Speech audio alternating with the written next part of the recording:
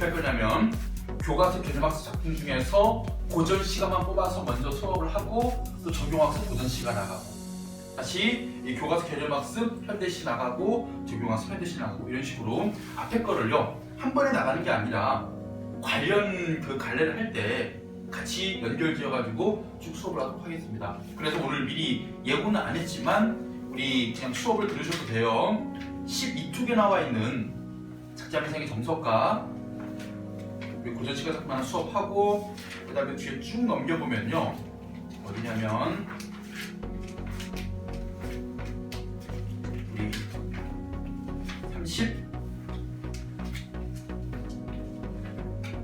38쪽에 시조세편 나와 있습니다. 이렇게 고전 시간 교과서 개념학습 수업하고 난 다음에 다시 42쪽부터 적용학습 수업 이렇게 나갈 거예요. 우리가 일단 뭐 내신하고 수능의 두 마리 토끼를 다 잡아야 되는 상황이기 때문에 일단은 포커스가 두 개야. 첫 번째가 뭐냐면 학교 시험에서 만약에 이 작품이 언급되게 되면 거론되게 되면 어떤 식으로 문제가 출제될지 방향을 잡아야 되고 또 수능에 포커스를 맞추게 되면 어느 작품이 연계 가능성이 높은지 혹은 이 작품이 연계된다면 어떤 방식으로 연계될 것인지 그런 걸 두 가지를 우리가 다 잡아야 되니까 여러분들 좀 집중해서 공부를 해야 되고 반드시 미리 풀어 오셔야 돼요. 앞으로는 미리 여러분들이 작품을 한번 읽어보고 푼 다음에 선생님 수업을 결합시켜가지고 이제 완성을 해야 되겠습니다. 자, 그래서 우리 수업을 시작할 텐데 먼저 12쪽에 우리 교과서 개념학습 2강이죠. 시의 내용부터 보도록 하겠습니다.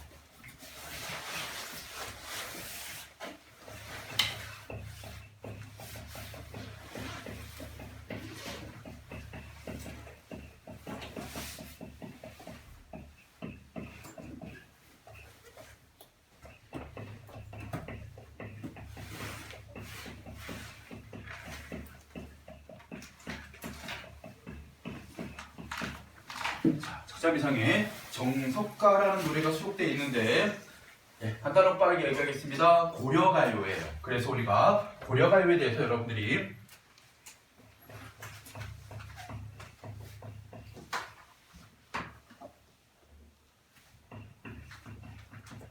그럼 이제 복기를 해보면 첫 번째 고려시대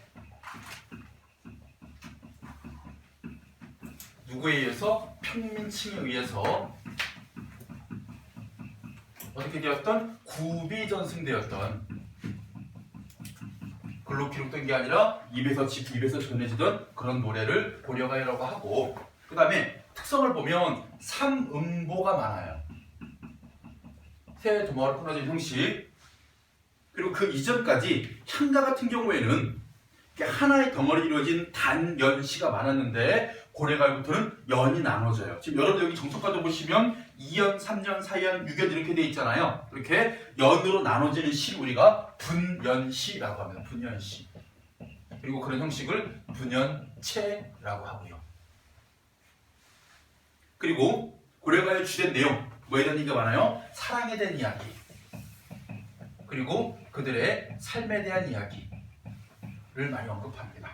그러니까 조선시대에 나오는 사대부들의 어떤 관념적인 내용하고는 좀 다른 실제 자기가 겪었던 사랑 이야기, 이별 이야기, 삶의 고통의 이야기 이런 특성을 지니고 있는 고려가요가 어떻게 돼요? 조선시대 오게 되면 초기에 뭘로 쓰여?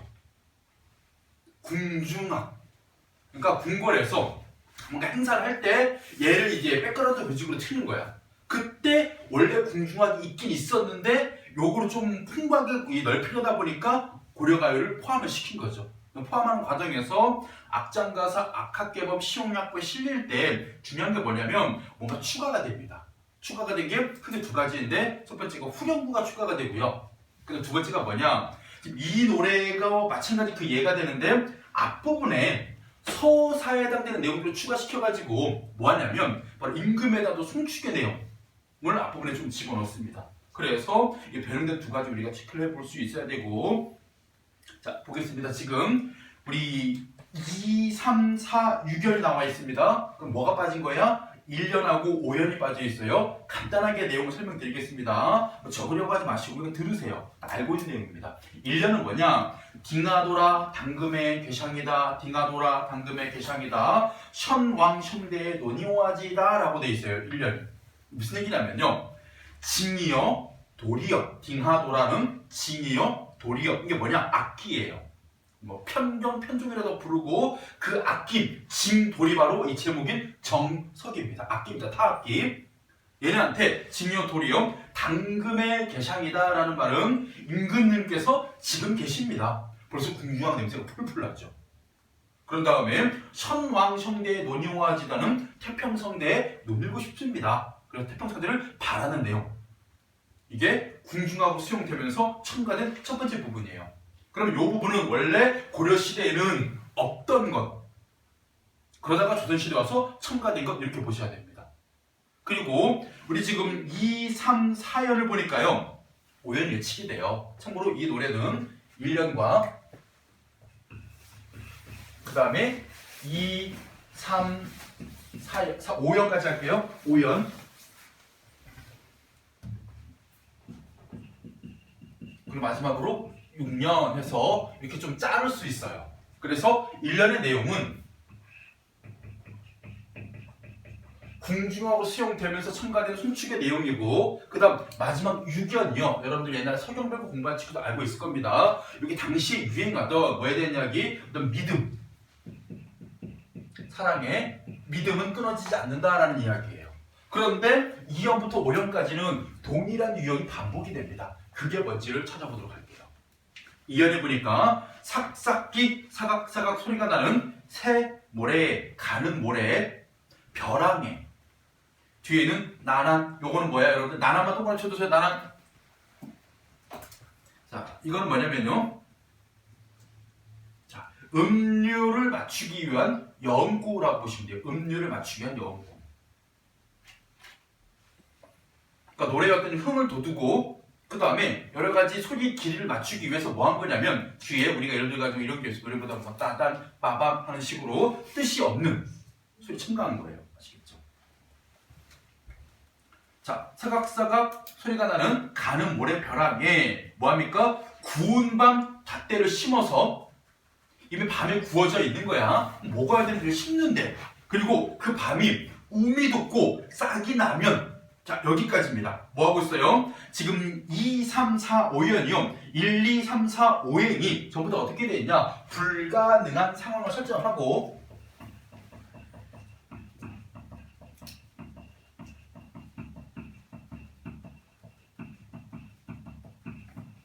또는 그 상황을 가정하고 어떻게 하느냐?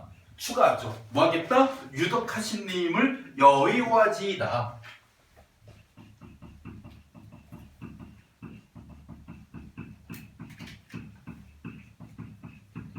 유덕하신 님과, 즉 덕이 많으신 님과 이별하겠습니다. 이렇게 되는 구조입니다. 무슨 얘기예요? 이런 불가능한 일이 벌어지면 이별하겠습니다라는 얘기가 무슨 얘기입니까? 이런 일이 벌어지지 않을 테니까 이별하지 않겠습니다. 뭐가 돼요? 이별의 거부. 그리고 이렇게 이별을 거부함으로써 얻을 수 있는 효가 바로 영원한 사랑을 소망하는.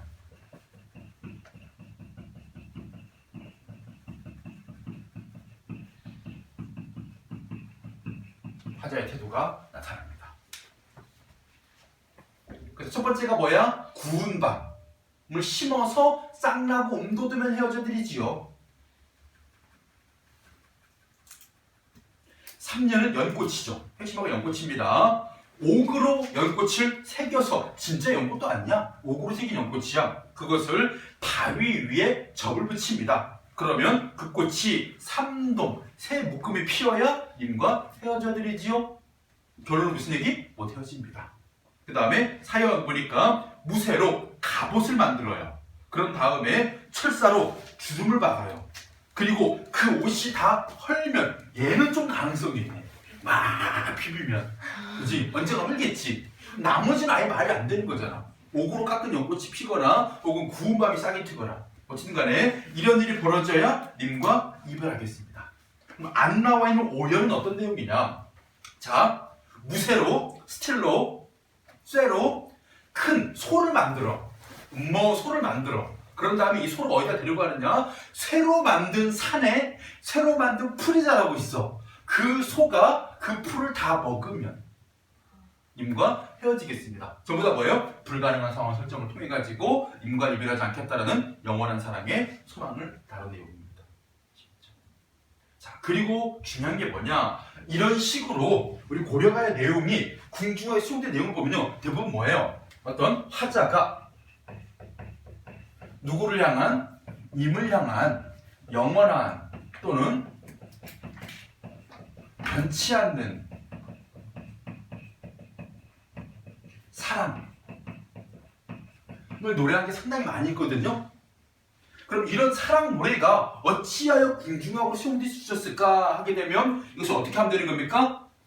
받아들이기를 조선시대의 궁중 상황에 맞게 받아들이면 되는 거예요. 어떻게 받아들이면 됩니까? 여기는 화자를 누구로 치환하고 신하로 치환하고 여기는 누구를 임금으로 바꾸면 어떻게 되는 거예요? 신하의 임금을 향한 영원한 또는 변치 않는 어떤 마음? 충성의 마음.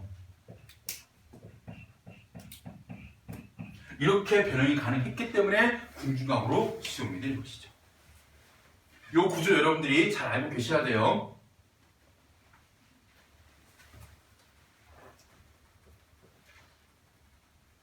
자, 그리고 마지막 유견, 믿음에 대한 이야기.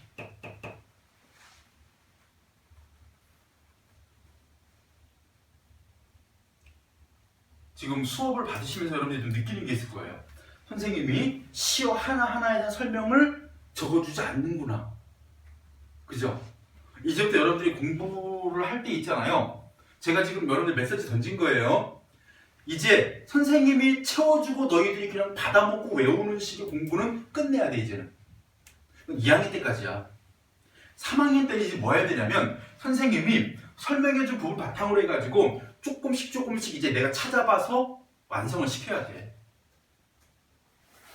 이거를 물론 이렇게 생각할 수도 있어. 내가 지금 돈 내고 학원 다니면 학원에서 다 해줘야 되고 다 설명해줘야 되지 하는 경우는 있잖아요. 제가 보기에 보통 이제 여러 가지 뭐 우리가 예측하지 못하는 상황이 벌어질 수 있어. 학교 시험이든 수능이든 간에 그때 대응이 좀 약해지고요. 그 다음에 공부란 게 결국은 학생이 시작이고 학생이 끝인 것 같아. 자기가 주체야. 공부의 시작은요, 내가 공부할 의지가 있다. 공부할 각오를 단단히 하고 있다. 그리고 출발해가지고 열심히 한 다음에 내가 결국은 모든 걸 내 거로 만들어가지고 나 혼자 시험 문제 싸운다. 그리고 끝나는 게 공부예요. 이제는 이제 고3이기 때문에요. 뭐 내신도 마무리 단계에 들어왔고 수능이라는 어마어마한 시험이 남아있기 때문에 이기려면 여러분들의 그 어떤 그 열정, 투쟁심 이게 되게 강해야 됩니다. 아시겠죠? 그리고 이제부터는 이제까지 자기가 어떻게 살아왔건 자기가 어떤 의도로 공부를 해왔건 부모의 기대라든가 압박이 어땠건 간에 다 물리치고 딱 남은 1년도 안 돼. 이제 10개월도 안 남았어 지금. 이게 여러분들의 인생을 상당히 많이 좌우할 거라는 것은 절대 매 순간 잊지 마세요. 정말 어른들 중에 한 90% 이상은요 다 그 얘기예요. 공부에서 남주지 않는다. 그리고 그 고등학교 시절에 자기가 어떻게 했는지에 따라 가지고 인생이 정말 오랜 세월 동안 그걸 좌우하더라. 이 말은 절대 변하지 않는 진리입니다. 그래서 자 여러분들이 뭐 고통을 즐겨라, 뭐 빡세게 해라, 뭐 공부하다 뒤져라 이런 말까지는 안 할게요. 그냥 후회 없이 하세요. 후회 없이. 나중에 뭐 시험 결과 나와서 리시 결과 나와가지고 아 그때 내가 2월에 3월에 좀 열심히 했어야 됐는데 조금 더 많이 봤어야 됐는데 라는 생각이 안 들 정도로 하시면 돼요. 항상 시험 끝나고 나서요, 뭐 수능 끝나고 나서 혹은 뭐 수시 뭐 원서 접수 1차 결과 나오고 나서 학생들 연락하기가 무서워요. 연락을 해. 어떻게 됐냐? 그러니까 선생님 뭐 됐어요. 뭐 어디 붙었어요. 아니면 뭐 1등급 나왔어요. 이러면 참 아름다운데 연락 두절인 애들도 나오고 연락했더니 답이 안 와. 혹은 연락했는데 애가 욕만 딱 보내. 되게 묻지 못하겠어요. 왜? 이제 왜라는 말이 필요가 없어질 때가 된 거야. 다 끝나버렸으니까. 이제 와가지고 왜 그랬어? 이랬어야지 라는 말은 그 재수하는 소리잖아요. 그 말을 못하겠는 거야. 그래서 그런 일이 벌어지기 전에 내가 최대한 갈굴 거야. 그런 일이 벌어지기 전까지. 또 작년에 고3은요 약간 분위기가 좋았어요. 내가 미쳤지. 그렇지 않아도 고3이고 힘든데 애들 공부하느라고 스트레스 받는데 얘네들 수업만큼 내가 재밌게 해주자. 그래서 막 재밌는 얘기도 해주고 빵빵 터트리고 그 다음에 막 야 뭐 필요하냐 막 주고 내가 막 편집도 다 해주고 심지어 독서 질문도 원리 다 뽑아주고 해줬더니 아닌 거야. 그래서 원래는요 진짜 초딩 대학을 탈 겁니다. 초딩 다루듯이 빨리 와 시간 지켜 10초 남았어 늦으면 벌점이야. 책 갖고 왔어? 안 갖고 왔어? 너 일단은 벌점으로 시작하고 뭐 좀 맞을까 우리 간만에 막 갈굴 거예요. 결과만 좋으면 돼요. 고등학교 생활은요 결과가 좋아야 아름다운 추억이 돼요.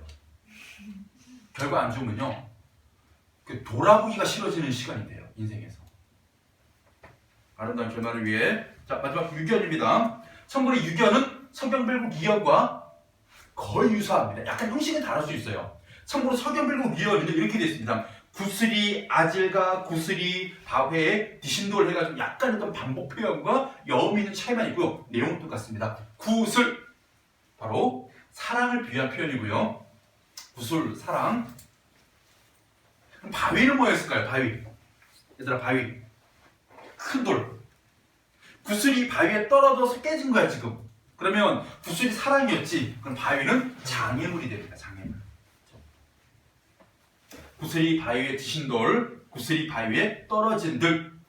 즉 사랑이 장애물에 부딪힌 들이 되고요. 이 지신돌 같은 경우에는 가정법이에요. 사랑이 장애물에 부딪힌다 한들 가정법이 사용된 부분입니다. 그리고 끈 일단 끈 바로 믿음을 비유한 표현입니다. 끈이야. 그칠이니까 끊어질 리가 있겠습니까? 설의법을 통해서 끊어지지 않으면 강조한 부분 그칠이니까 설의법.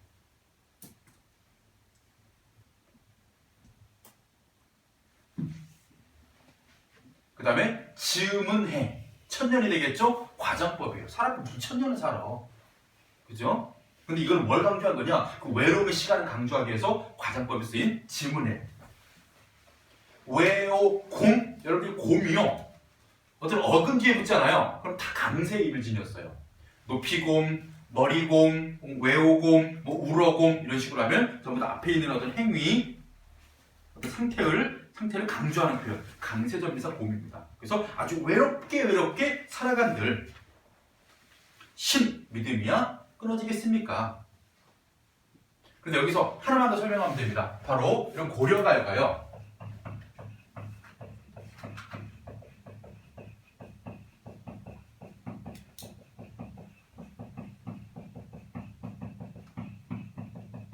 이렇게 정석과 유견하고 서경별국 이연이 비슷한 내용이 있는 걸로 봐가지고 고려가요는 뭐를 지녔다? 구비 문학적인 성격을 잘 지니고 있다. 이게 무슨 얘기냐면 기록문학이 아니기 때문에 입에서 입으로 전해지기 때문에 누군가 먼저 지어서 창작을 해서 기록을 해놨기 때문에 그 사람에게 이 작품에가 뭐 저작권이 있어, 지적재산권이 있어 이런 거 못 따지는 거예요. 그리고 중요한 게 뭐냐면요, 구비문학이라는 것은 우리 민족의 공동 창작이라는 얘기예요. 계속 입에서 입으로 전해지는 과정 속에서 다듬어지기도 하고 첨가되기도 하고 삭제되기도 해요. 그런 과정 속에서 다 같이 지은 건데 누가 먼저고 누가 나중에 어디 있어 해서 이렇게 유사한 내용이 나올 때 그 구체적인 얘기 첫 번째 이렇게 보면 됩니다. 요 유견과 이연의 내용이 당시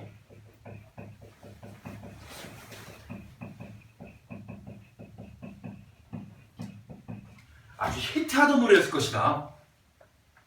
쉽게 얘기하면요, 너무나도 이게 비유가 뛰어나서 당시 유행하던 표현을 정석과도 갖다 썼고 서경별국도 갖다 쓴 것이다 라고 보는 견해. 그리고 두 번째 같은 경우에는 이런 견해를 보는 것이죠. 바로 먼저 지어진 노래를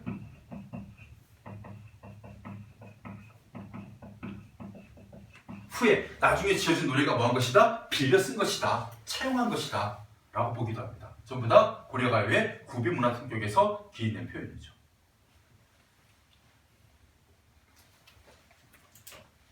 자, 넘어가겠습니다. 작품 설명을 하겠습니다. 여러분 오른쪽에 있는 문제 다 풀고 나중에 정답 확인하시고요. 뭐 3번 문제 제외하고는 전부 다 멀진, 자 이제 그 주관식 문제예요. 그래서 합시다. 표정이 안 좋네.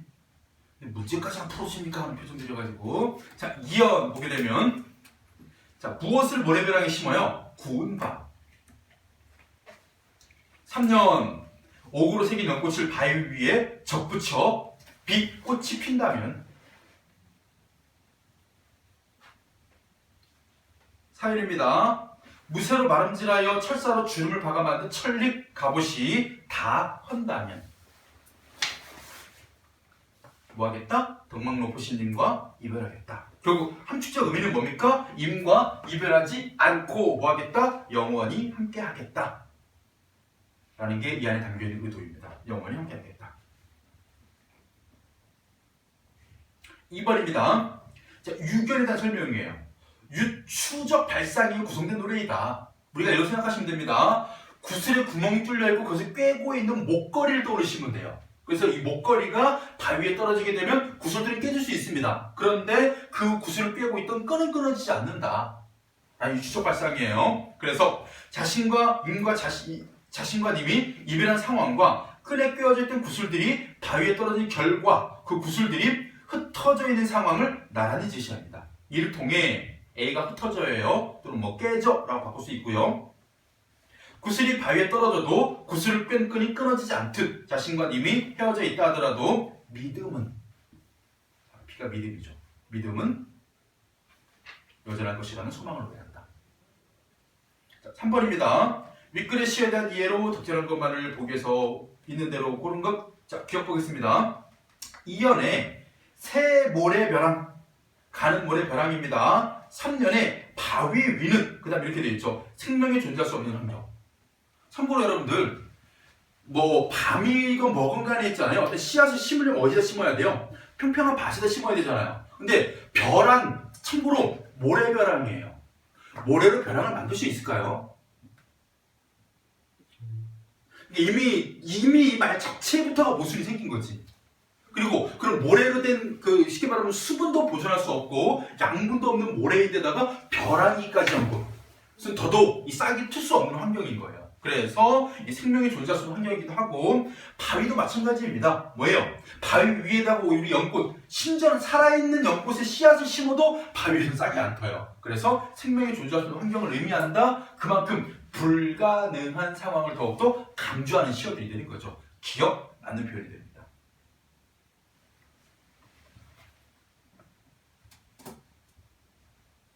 그리고 니은 보시면 2연의 구운 밤과 4연의 무쇠로 재단한 천릭은 생명력을 잃어버린, 얘들아, 잃어버렸다는 거 뭐야? 잃어버린 것. 있었는데 없는 거지. 구운 밤은 원래 그냥 밤이면 생명력이 있는데 구워버렸으니까 생명력이 없어진 건 맞아요. 근데 갑옷은 원래 생명력이 없잖아. 예전에 그 박근혜 대통령이 국민들 상대로 해가지고 명예훼손죄로 고소했잖아요. 성립 안 되잖아요. 명예가 있어야 뭘 훼손을 하지. 맞죠? 원래 갑옷은 생명력이 없어요. 없는데 뭘 잃어버려. 이런 거 조심해야 돼, 얘들아. 알겠지? 그러니까 우리가 문제를 풀 때, 얘들아, 그냥 너무 막 지문에만 매몰되지 마. 특히 문학에서 이런 설명 들을 때는 상식이라는 것도 동원을 해야 돼, 상식.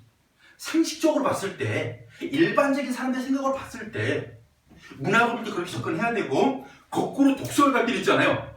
내가 아무리 이 분야에 대해서 알고 있는 바가 있을 수도 있잖아요. 철저하게 자신의 생각은 배제시켜 읽어야 돼요. 그래서 제가 문학하고 독서를 지그재그로 섞어 풀지 말고, 뭐 문학은 문학이면 쫙 하나 다 풀고 독서를 나중에 풀든가, 아니면 네가 독서 정말 자신 있으면 독서를 먼저 풀고 문학을 나중에 풀든가. 한 가지의 그 분야를요 한 번에 하셔야 돼요. 왜 그러냐면 문학과 독서의 그 내용적 차이 때문만이 아니라 문학 작품을 읽을 때 필요한 것, 우리들 일반적인 상식과 보편적인 느낌이 중요해. 왜냐하면 시인들이 다양한 감각적 의미를 제시하거나 여러 가지 시를 제시할 때 독자라면 일반적으로 느껴지는 그 느낌 있잖아요. 이거를 겨냥해서 그 표현을 쓴 거거든. 만약에 시에서 시인이 어머니라는 시를 썼어. 그럼 우리가 보편적으로 느껴지는 게 뭐예요? 어머니.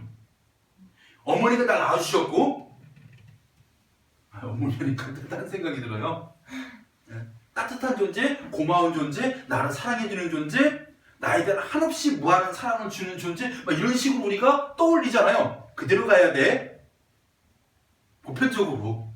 근데 독서 지문 같은 경우에는 우리가 어떤 거 시어가 나와서 임진왜란이 나오거나 아니면 뭐 과학에서 뭐 빅뱅 이론이 나오고 뭐가 나오건 간에 내가 알고 있는 지식을 거기다 들이댔다가요 큰일이 납니다. 왜? 출제자들은요 그런 게 있어요. 고등학교 선생님들이기 때문에 요 내용 제시하면 분명히 애들은 자기가 알고 있는 이런 내용을 여기다가 섞으려고 할 것이다. 그거를 빠질 만한 선택지를 꼭 만들어 놔요. 그러니까 독서 지문할 때는 그냥 머리를 싹 비우세요. 싹 비우고 오로지 이 문제를 풀기 위해서 이 텍스트에만 주목하겠다. 그리고 이 문제에 대한 답의 근거가 본문에 있는지 없는지만 찾겠다. 내가 이걸 알려고 이해하려고 학습하려고 노력할 필요가 없어요. 독서지문은. 그런 방향성이 되게 다릅니다. 이것도 훈련이 돼야 돼. 디귿 보세요. 3년의 옥과 유견의 구슬은 매우 귀하고 값진 것을 표상한다. 구슬은 그럴 수 있어요. 근데 이 옥은요 뭐한 겁니까? 생명력이 없는 연꽃을 말하기 위해서 그냥 옥으로 생긴 것 뿐이지 옥 자체가 값어치 있다는 의미를 갖고 있지는 않아요. 그래서 디귿도 빼버리니까 을일이 남았네요. 처음에는 읽었는데 납득이 안 되다가 나중에 곰곰이 생각해보면 게 납득이 돼. 끈은 오래도록 존속되는 합성을 지닌다. 맞아요. 끊어지지 않기 때문에. 첫사는 왜? 철사가 오래도록 끊어지지 않아야만이 그 옷이 다 헐어야 헤어지겠다는 불가능한 상황 설정이 조건이 되는구나. 만약에 무쇠로 갑옷을 만들었는데 명주실로 주름을 막습니다? 그럼 툭툭 끊어지겠네. 튼튼한 갑옷이 뭐야 돼? 철사라는 게 나와야 돼. 그래서 얘도 마찬가지 뭐야? 오래도록 버틸 수 있는 그런 의미가 돼야 되는 것이지. 그러면 기억, 례를 합쳐가지고 답이 2번을 낸답니다. 아시겠죠? 그리고 어디로 갈 거냐? 참고로 나중에 소설할 때요, 여러분들 그 성석재의 황만근은 이렇게 말했다? 이 작품 주목해두세요. 성석재의 황만근은 이렇게 말했다. 어디에 있는 거냐면 15쪽에 있는 거. 그 읽어본 친구 작품 전체를 기대는 안 했어. 이거를요 안 길어요. 단편 소설입니다. 꼭 찾아서 읽어보세요. 성석재의 황만근은 이렇게 말했다를 작품 전체부터 끝까지 곱씹으면서 산삼뿌리 먹듯이 안 먹어봤지? 네, 곱씹으면서 가끔 자연인 보다 보면 나와요. 자연인이 어디 가세요? 이승이 어디 가세요? 그냥 어디 뭐 간식 먹으러 가? 산에 가가지고 산삼 있네. 산삼이 깜짝 놀래. 이빨에 5개야 산삼은. 하나는 먹고 나는 저 주시는 거예요? 꼭 오래오래 씹어야 돼. 그래야 약이 돼. 성석재의 황만근이 이렇게 말했다. 산삼 먹듯이 있잖아요. 꼭 오래오래 씹으시면서 잘 읽어주세요. 상당히 중요한 작품입니다. 아시겠죠? 느낌이 그래. 느낌이 쎄해. 알겠죠? 자, 그리고 우리가 봐야 될 부분이 아까 어디였니? 상호text성 맥락 38쪽이죠. 작품으로 이야기. 여기 보시면 시 3편 나와 있습니다. 첫 번째 가작품 원천 설계시조. 그 다음에 나작품. 요거는 누구 거였습니까? 길제 거네요. 길제 시조. 그 다음에 다작품 정도전의 시조. 아무리 여러분들이 좀 눈에 익을 거예요, 이 작품. 이것도 할지라도 있잖아요. 3번의 보기 정도를 읽어주셔야 돼요. 보겠습니다. 조선이 건국된 후 고려 왕조의 도읍지 개성을 배경으로 과거를 돌이켜보고 현재의 감회를 드러내는 일군 한 무리의 회고가가 나타났다. 이 작품들이 전부 다 뭐구나? 바로 여말선초. 고려말이, 그러니까 고려가 끝나고 조선이 건국된 이후에 고려를 회고하는 그런 노래. 우리 여기서 회고가라고 표현합니다. 그때 이들 작품은 주로 역사적 전환기를 맞은 지식인들이 고려 왕조의 흥망성쇠를 표현하는 도읍지의 어떤 장소, 사물을 보고 느끼는 정서를 드러낸다. 그리고 이런 회고가로서 보편적 특징도 있지만 조선 공부의 정당성에 대한 관점의 차이에 따라서 정서의 차이도 나타나게 된다 하면서 보겠습니다. 첫 번째 원천색의 시조입니다. 여기 보시면요, 핵심 키워드가 이거예요. 첫 번째 흥망. 가 고려의 멸망을 의미하고요. 선생님, 흥한 것도 있잖아요. 근데 여기서는요, 결과적으로 고려가 망한 사실에 대해서 이야기하기 위해서 흥망이 나왔습니다. 왜? 유수 때문에 그래요. 유수. 유수라는 말은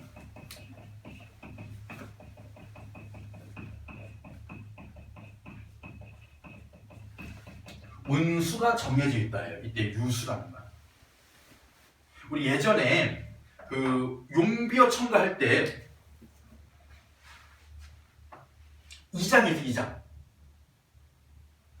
뿌리 깊은 나무는 바람에 안 흔들리니 꽃 좋고 열매가 많이 열려. 샘이 깊은 물은 가뭄에 그치지 않고 내를 이뤄 바다에 나가. 기억나세요? 요 내용이 조선 왕조가 앞으로 어떤 모습, 무궁하게 발전하는 모습이잖아요. 요거를 가지고 125장 같더니 그대로 설명한 게 뭐냐면 무인기업께서 만든 이 조선 왕조가 복년이 끝이 없을 것이다. 복년이 뭐냐면요, 국가 운명을 점을 쳐요. 그래서 몇 년 동안 이 나라가 유지될 것인가에 대한 점쳤답니다. 그래서 그 횟수, 몇 년. 그래서 여기 유수가 수예요. 어느 정도 이 나라가 망하지 않고 버틸 것인지. 참 고려 오래 했죠. 500년 해먹었으니까. 조선도 오래 했죠. 500년 해먹었으니까. 과연 대한민국 몇 년 해먹을지 모르겠지만. 건국 몇 년이에요 지금? 한 70년 좀 넘었나요? 유주심해야 돼. 여전히 그거 갖고 말이 많았었어. 48년을 기준으로 하면 안 된다고. 그럼 대한민국 위시정보를 부정하는 거라고. 100년 됐다고 보고 싶다. 100년. 그죠? 대한민국 역사 100년이에요. 우리는 그 생각 있는 민족이에요. 어쨌든 간에 100년 된 나라야. 앞으로 언제까지 갈지 몰라. 옛날 사람들 점을 쳤다고. 근데 그런 것이 다 뭐가 있어? 정해져 있어서 피할 수가 없었어. 그래서 고려가 망한 거야. 그때 만월때, 여기 있습니다. 만월때. 바로 고려의 도읍을 연상케 하는 장소. 그러니까 바로 만월때예요. 옛날 개성이 있던.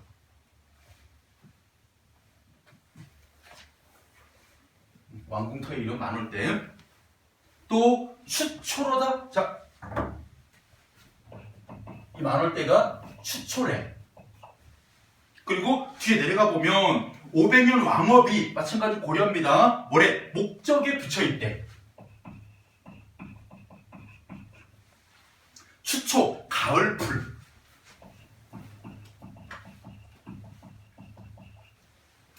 가을풀 하면 떠오르는 이미지가 어때? 가을의 풀들. 어떻게 돼요? 서리가 내리기 시작하고 날씨가 추워지기 시작하면 여름에 싱그러웠던 풀이 점점 시들지 당연히. 가을에 풀이 싱싱하냐? 풀빛이 푸르고 싱싱한 것부터 봄, 여름이잖아. 가을이 되면 낙엽도 지는데 그 두꺼운 나무잎도 못 버텨가지고 누렇게 빨갛게 내가 떨어지는 판에 풀잎이야 뭐 말해 뭐해. 그러니까 풀이 시드는 것처럼 고려 왕조는 어떻게 된 거야? 그들 망해버린 거야. 그들 우리가 상식을 동원해가지고 해석을 하면 돼. 그리고 목적, 목동의 필이라는 뜻이에요. 그 목동의 필 소리가 어떠냐? 흥겹지 않습니다. 전부 다 어떤 인생을 한탄하거나요, 신세 한탄하는 노래가 되게 많아요. 그래서 이 노래를 들어보면 되게 뭐합니까? 슬픔의 동서가 많이 나타나요. 그래서 허무함이 나타나는 이 목적을 통해 가지고, 자, 뭘 말하는 거냐? 추초에다가 시각적이라고 쓰시고요. 시각적. 얘는 시각적 이미지를 동원해가지고 고려 왕조의 멸망을 형상화했고, 목동의 피리 소리, 얘는 청각적 이미지를 가지고 마찬가지 망한 고려 왕조에 대한 자신의 감회, 허무함을 드러냈습니다. 그래서 뭐에? 석양에 중의적이에요. 실제 해가 지는 시간적 배경일 수도 있고 또 하나입니다. 해는요 왕을 상징하기도 국가를 상징할 수도 있어요. 그러면 해가 진다는 것은 고려의 멸망을 의미하기도 합니다.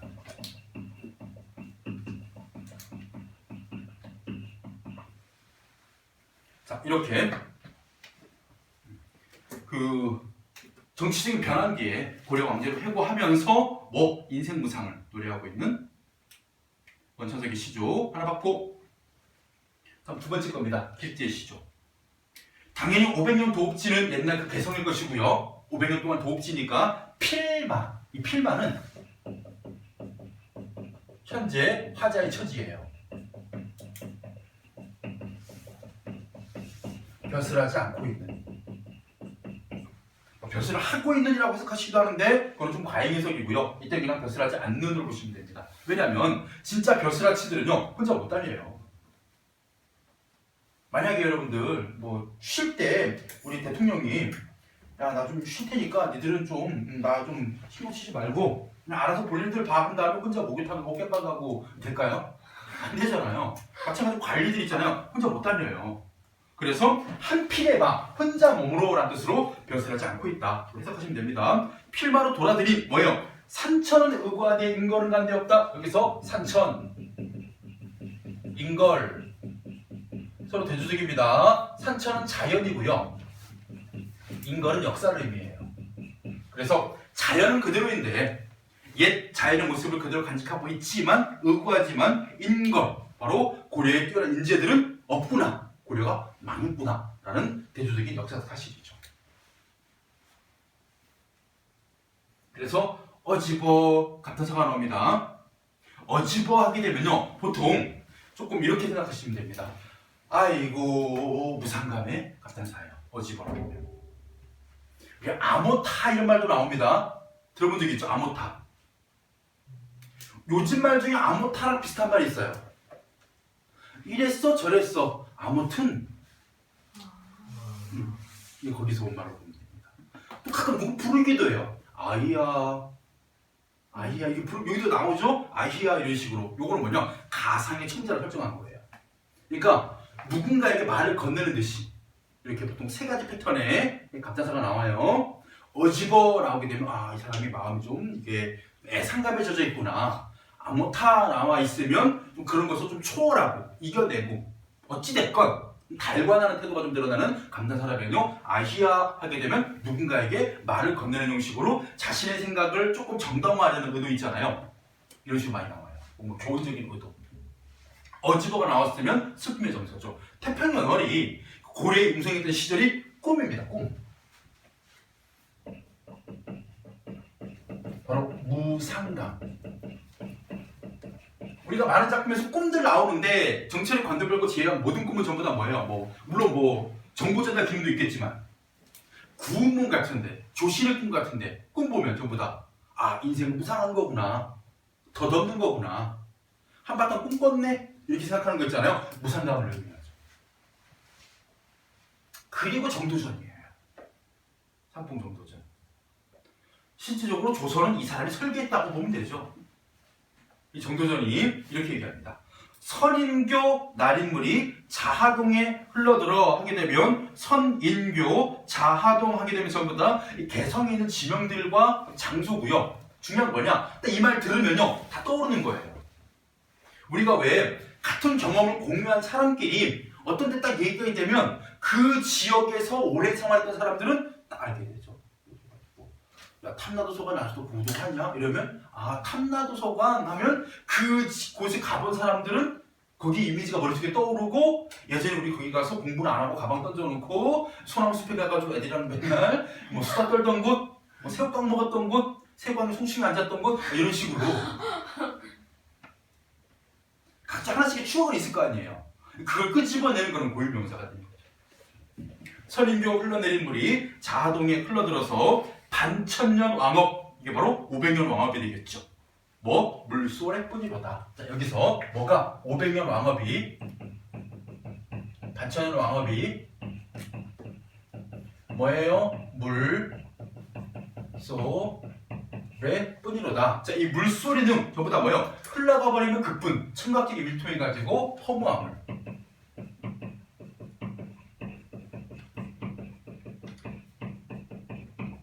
드러내는 시어 물소리입니다. 물소리뿐이야. 이미 흘러갔어. 돌아오지 않아. 약간씩의 메시지가 나와요. 야, 이미 망한 고려잖아.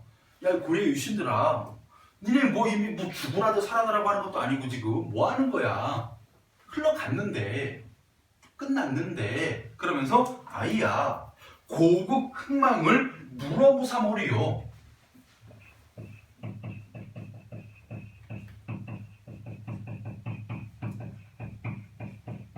이 고급 흥망에 대해서 이미 망해버린 고려 왕조에 대해서 물어서 무엇 하겠느냐?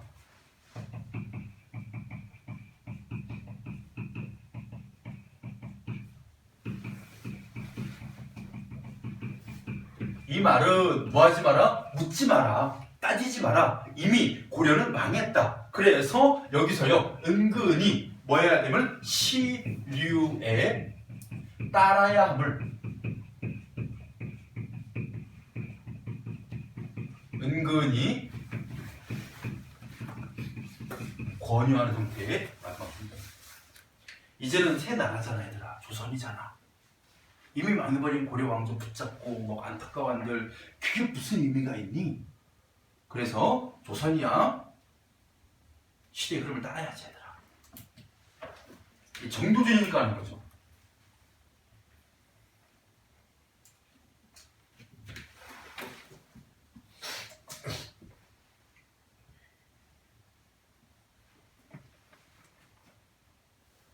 자, 1번입니다. 가작품의 추초, 목적을 중심으로 구조한 것이다. 추초, 가을철 시든풀, 시각적 심상. 그 다음에 목적, 목동이 부는 피리소리, 청각적 심상. 그래서 전체 분위기를 조성하죠. 퇴락한 옛 궁궐터의 쓸쓸한 분위기를 강조하고, 몰락한 왕조를요, 시각과 청각의 구체적 이미지로 드러냈습니다. 그래서 A가 쓸쓸한,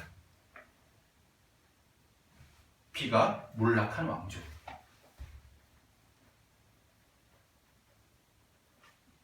2번입니다. 아까 우리 그 어지버와 아이아에 대해서 선생님도 설명했겠지만요, 어지버는 종장이 담긴 무상감의 정서를 예고하는 감탄사예요. 보통 어지버 하게 되면 애상감, 허무함, 슬픔의 감탄사이기 때문에 A 무상감. 다음에 B 부분은요, 아히야입니다. 화자의 말을 듣는 가상의 청자를 드러내는 표지입니다. 아이야, 그럼 너는 아이야, 난 어른이야. 그럼 내 말이 맞겠지? 잘 듣고 배워. 내 말이 옳으니까. 이거 꼰대인데? 아이야. 아이야, 그지? 저 얼마 전에 그 TV 보다가 그 꼰대에 대한 얘기가 나왔어요. 꼰대 테스트가 있대요. 10가지 질문 중에, 그러니까 이렇게 생각하느냐 해서 난 한 6개 정도가 그렇다고 생각했거든? 하나만 나와도 꼰대예요. 네? 하나만 나와도 꼰대입니다. 그러니까 아예 10개가 다 아니에요? 꼰대가 아니래요. 그리고 하나부터 뭐가 나오기 시작하면요, 정찐 꼰대, 중찐 꼰대, 아주 그냥 골수 꼰대 이런 식으로 이거 등급이 있더라고. 저는 이제 중층에서 이제 골수로 넘어가는. 그러니까 이런 게 있어서 뭐 가끔 요즘 애들은 말이야 이런 표현을 쓴다. 이런 것들이 막 있었어요. 그리고 꼰대 육하원칙이 있대요. 그 언제 어디서 언제 하게 되면 내가 왕년에 말이야. 그리고 어디서 지금 어디서 그런 게 있대요. 그런 말을 쓴대요. 그리고 그분이 그 얘기하시는데 그 어원이 옛날 그 꼰대 이게 뭔 말인가 봤더니 프랑스어로 백작을 의미한대요. 백작. 우리 드라큘라 백작 하듯이 백작. 예전에 그 우리 그 대한제국 시절에 그 백작들이 있었죠, 우리나라에. 이완용 같은 사람들. 그 사람들이 나라 팔아먹고 나서 우리가 옳았다, 어쩔 수 없는 거다, 뭐 시류에 따라야 된다, 이런 식으로 자신의 옳음을 계속 강조하다 보니까 사람들이 꼰대들이 그렇대. 꼰대. 맞다라는 설이 있어요. 그분 얘기로는. 이 정도 좀 꼰대네. 이 치료에 따라함을 은근히 권유하면서 그죠? 자, 그리고 3번입니다. 자, 1번 가의 만월 때는 나에서 포괄적으로 말한 500년 도읍지를 표상하는 구체적인 장소이겠군. 맞습니다. 그리고 가의 눈물이 어떤 눈물입니까? 고리의 몰락이든 한탄이라면 다에 물어봐서 무엇하겠느냐라는 얘기는 어쩔 수 없었다. 그것은 몰락은 당연한 섭리이다라는 인식이 함축되어 있죠.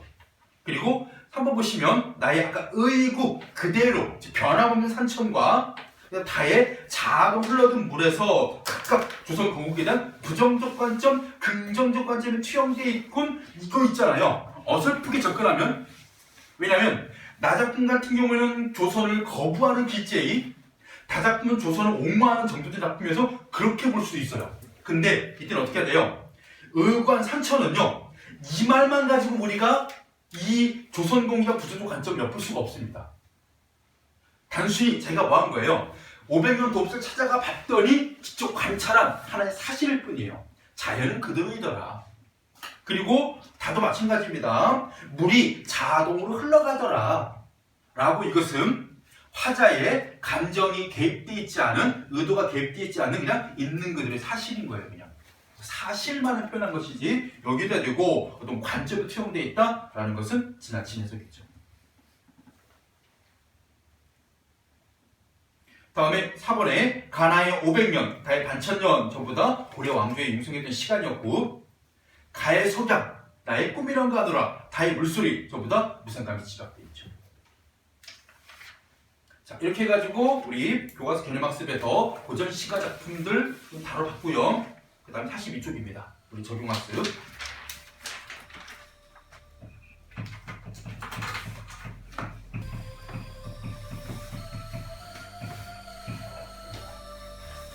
(1번) 시작할 건데 좀 쉬었다 할게요. 좀 쉬었다가 여러분들 오늘 아마 좀 속도를 내면 한 3번까지, 속도 못 내면 2번까지 나갈 건데 지금 혹시 안 풀어놓은 친구 있으면요 최소 2번까지